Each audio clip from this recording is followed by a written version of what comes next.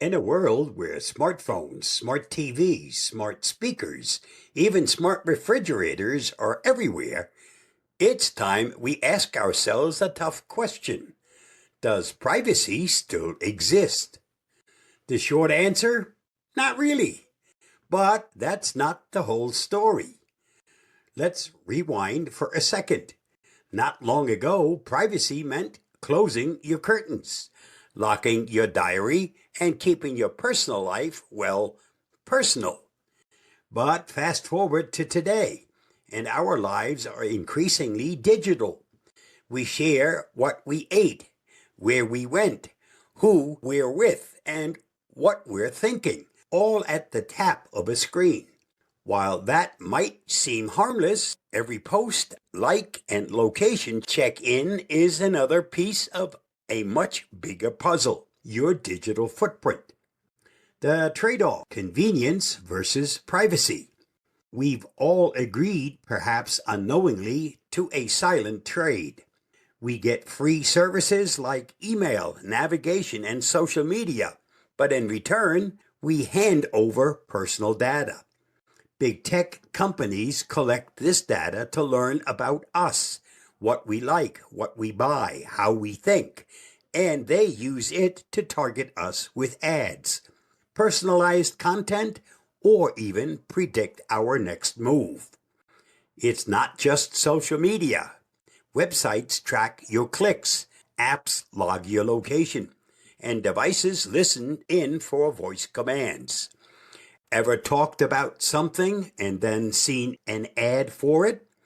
That's no coincidence. Who's watching? You'd be surprised at how many eyes are on your data. There's the obvious: advertisers, data brokers, and social platforms.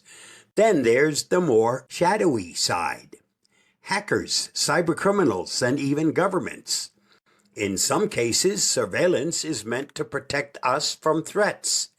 But when data collection goes unchecked, it crosses into unsettling territory. China's massive surveillance network uses facial recognition to monitor its citizens in real time.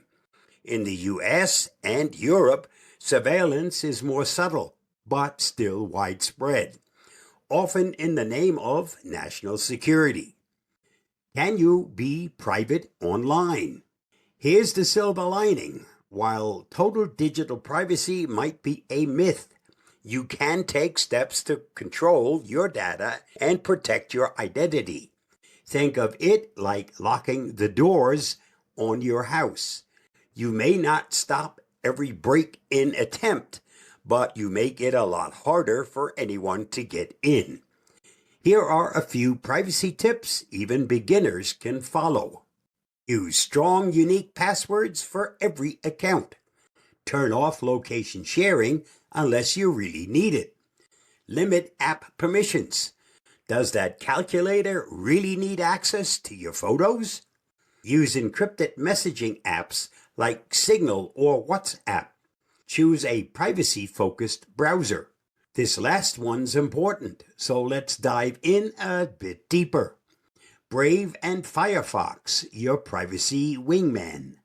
If you're serious about privacy, ditch the default browser and pick one that protects you. Two great options are Brave Browser.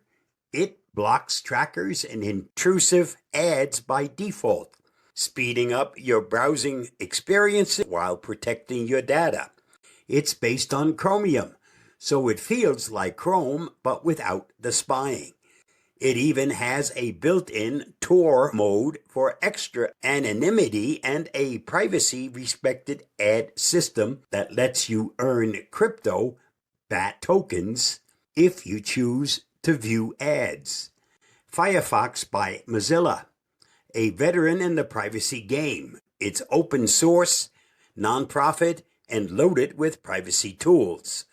You can customize what gets blocked, from cross-site trackers to crypto miners, and it supports powerful extensions for even more control. Both are fantastic. Brave is great out of the box, while Firefox is ideal if you like to tweak and fine-tune your settings. The future of privacy. So where do we go from here? Some experts argue that privacy is already gone, and we're living in a post-privacy world. Others believe that awareness and legislation can bring it back under control. There's hope. Governments around the world are pushing for stronger data protection laws. Europe's GDPR and California's CCPA are major steps in that direction. Even tech companies are starting to promote privacy as a selling point. But in the end, you are your best defense. Understanding how your data is collected and taking control of it is the first step to reclaiming a bit of your digital privacy. So, does privacy still exist? Not in the way it once did. But with the right tools, habits, and mindset, you can still carve out a space that's yours and yours alone in this hyper-connected world. I'll see you again soon. Bye-bye, and thanks for reading, watching, and